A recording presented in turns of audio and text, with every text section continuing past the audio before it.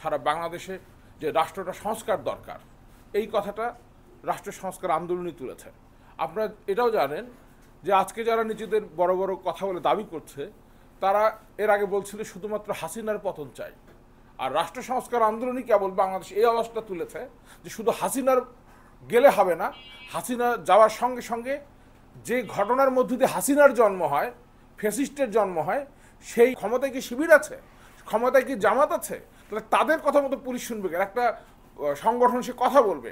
তারা এদেশের আপনারা জানেন যে আমাদের যে প্রধান উপদেষ্টা, আমাদের যে নোবেল লরিয়েট আমাদের প্রধান উপদেষ্টা ইউনূস সাহেব, উনি বলেছেন যে আপনারা শতমুখে আমাদের সমালোচনা করেন, তো শতমুখে আপনারা কথা বলবেন, আমাদের দোষ ত্রুটি ধরবেন। তো সেই জায়গা থেকে আমরা নিশ্চয়ই জামাতে ইসলামকে এদেশের পুলিশি দায়িত্ব পালনের অধিকার আমরা দেই নাই। তো আমি মনে করি যে এখানকার যে সার্কেল এসপি আছেন, এখানকার যে ওসি আছেন, এখানকার যে উপজেলা নির্বাহী কর্মকর্তা আছেন, তাদের যে চরম দায়িত্ব জ্ঞানহীনতা, এটা আপনাদের মাধ্যমে আমি যে বর্তমান যে গণঅভ্যুত্থানের যে সরকার, সেই সরকারকে এটা আপনাদের মাধ্যমে জানাই দিলাম যে এই তিনজনকে অবিলম্বে অপসারণ করতে হবে। এবং যারা এই হামলায় নেতৃত্ব দিয়েছে, এই হামলায় আপনারা জানেন যে আবু সাঈদের রক্তের মধ্য দিয়ে বাংলাদেশের যে নতুন যাত্রা শুরু হয়েছে 16ই জুলাই, সেই আবু সাঈদের তার প্রধান আইনজীবী অ্যাডভোকেট রায়হান কবির, তার উপর হামলা হয়েছে। এখানকার এই অঞ্চলের আপনাদের বলিষ্ঠ কণ্ঠস্বর, আপনাদের সুখ দুঃখের বন্ধু চেয়ারম্যান মিজানুর রহমান মিনু, সাবেক চেয়ারম্যান, তার উপর লাঠি দিয়ে আক্রমণ করা হয়েছে, ইভেন আমার উপরও আক্রমণ করা হয়েছে। তো এগুলোর জন্য তাদের শাস্তির ব্যবস্থা করবার আহ্বান জানাই এবং অতি দ্রুত তাদের গ্রেপ্তার করতে হবে। এবং এই যে তিনজন সার্কেল এসপি আছেন, এখানকার ওসি আছেন এবং উপজেলা নির্বাহী কর্মকর্তা আছেন, এদেরকে অবিলম্বে এখান থেকে অপসারণ করতে হবে। এবং যে নতুন বাংলাদেশের আমাদের যে 2000 শহীদের রক্তের বিনিময়ে 50,000 আহতের বিনিময়ে যে বাংলাদেশ আমরা পেয়েছি, এই বাংলাদেশ জনগণের হবে। এই বাংলাদেশ কোনো একক দলের হাতে আর যাবে না। এই দেশ আওয়ামী লীগের না। যারা নতুন করে আওয়ামী লীগ সাজতে চায়, তাদের এই দেশের জনগণ প্রতিহত করবে। যে জামাত শিবিরের কিছু কর্মী দ্বারা আমরা লাঞ্ছিত হয়েছি, আজকের একটা কর্মসূচি ছিল রাষ্ট্র সংস্কার আন্দোলনের ব্যানারে কৃষক সমাবেশ। এই কৃষক সমাবেশের প্রধান যে 5টা দাবি, এই দাবিগুলো আমি একটু আপনাদের কাছে শোনাই, তাহলে আপনারা বুঝতে পারবেন যে আমরা আসলে কোন প্রোগ্রামে এসেছি। প্রথম দাবিটা হচ্ছে 1971-এর মুক্তিযুদ্ধকালীন মুক্তাঞ্চল রৌমারীকে ঐতিহাসিক মুক্তাঞ্চল হিসেবে রাষ্ট্রীয় স্বীকৃতি প্রদান। 2 নম্বর দাবি হচ্ছে রৌমারী পর্যন্ত রেল ও গ্যাস লাইন সম্প্রসারণ। 3 নম্বর দাবি হচ্ছে রৌমারীর অস্তিত্ব রক্ষার্থে ব্রহ্মপুত্র নদের ভাঙন রোধ, নদী শাসন তথা নদী খনন ও স্থায়ী বাঁধ নির্মাণ। 4 নম্বর হচ্ছে রৌমারী স্থলবন্দর পূর্ণাঙ্গকরণ। 5 নম্বর হচ্ছে রৌমারী নদী ভাঙ্গন প্রবণ এবং বন্যা খরায় চরম বিপর্যস্ত এলাকা হওয়ায় স্থানীয় হাট বাজারের ইজারা প্রদান বন্ধ করুন। আপনারা দেখতেছেন যে এই দাবিটা পুরোটাই হচ্ছে এই অঞ্চলের জনগণের প্রাণের দাবি। সেই দাবিটা নিয়ে আমরা জনগণকে সংগঠিত করতে চাচ্ছি।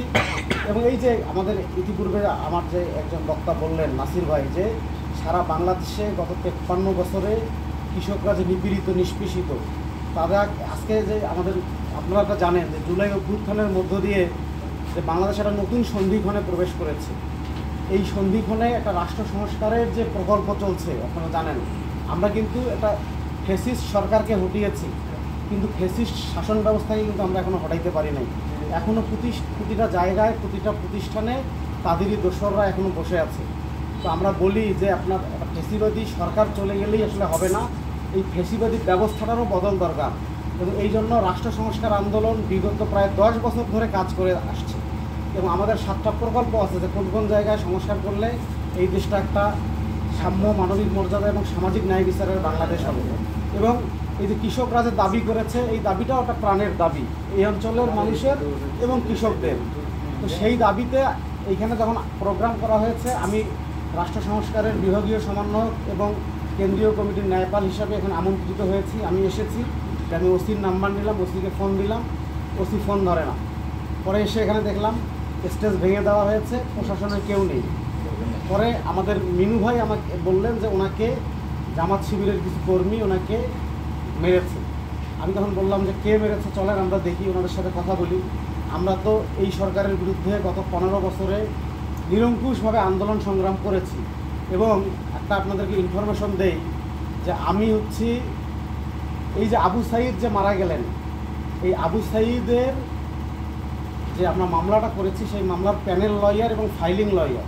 50 বছরের ওয়ারেন্টি আর বাহারি ডিজাইনের মুস্তফা ইউপিভিসি ডোর, কাটিয়ে দিন নিশ্চিন্তে 50 বছর। Mustafa uPVC door, excellence with durability. রাষ্ট্র সংস্কার আন্দোলনের বিভাগীয় সমন্বয়ক। আমি একটু আপনাদের সাথে কথা বলি। আমরা যে রাষ্ট্র সংস্কারের এই প্রকল্পগুলো দিয়েছি, প্রস্তাবনাগুলো দিয়েছি এবং আমরা যে কাজগুলো করছি এটা সারা বাংলাদেশে হচ্ছে এবং এটা ওপেন প্রোগ্রাম। এবং এই প্রোগ্রামে আপনাদের আসলে বিরোধিতার জায়গাগুলো কোথায়? তখন ওরা আমাকে বলল যে এইটা হচ্ছে রাষ্ট্রবিরোধী বক্তব্য, আপনাদের বক্তব্য রাষ্ট্রবিরোধী বক্তব্য, এখানে কোনো প্রোগ্রাম হতে দেওয়া যাবে না।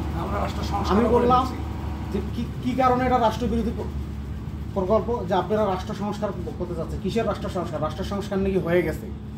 আমি বললাম যে রাষ্ট্র সংস্কার হয়ে গেলে তাহলে এই যে কমিশনগুলো কেন হয়েছে আর কেন সারা বাংলাদেশে সরকারের তরফ থেকে বলা হচ্ছে যে আপনারা মতামতগুলো দিন, কেন এটা করা হচ্ছে? এটা সরকার তো আসলে সবার মতামতের ভিত্তিতেই রাষ্ট্র সংস্কার করতে চায়। তারা বললো যে না, আমাদের অংশগ্রহণ ছাড়া কোনো রাষ্ট্র সংস্কার হবে না এবং আমরা ছাড়া কোনো রাষ্ট্র সংস্কার চলবে না। এবং তারা আমাকে লাঞ্ছিত করেছে, মারডাং করেছে, আপনারা দেখেছেন আর কি। আমরা এটা তীব্র নিন্দা জানাই এবং আমি দাবি জানাই যে এখানে যে প্রশাসন, তাদের যে নির্লিপ্ততা, তাদের যে অসহযোগিতার কারণে এই যে এরকম একটা দুর্ঘটনা ঘটে, এটা আরও বড় কিছু ঘটতে পারতো। আমি তীব্র নিন্দা জানাই এবং এই যে প্রশাসনে যারা দায়িত্বরত আছে তাদের অবহেলার জন্য তাদের আমি দৃষ্টান্তমূলক শাস্তি এবং অপসারণের দাবি জানাই। এবং এই যে জামাত শিবিরের নামে যারা বা জামাত শিবিরের যে কর্মীরা আমাদের উপরে হামলা করলো, তারা কিভাবে স্বপদে থাকে এবং এইরকম একটা অন্যায় কাজ করে তারা কিভাবে রাজনীতি করতে পারে, এই জন্য আমি জনগণের কাছে এবং প্রশাসনের কাছে আমি দাবি জানাই যে তাদেরকে দ্রুত বিচারের আওতায় আনা হোক এবং তাদের দৃষ্টান্তমূলক সাজা দেওয়া হোক। ধন্যবাদ সবাইকে।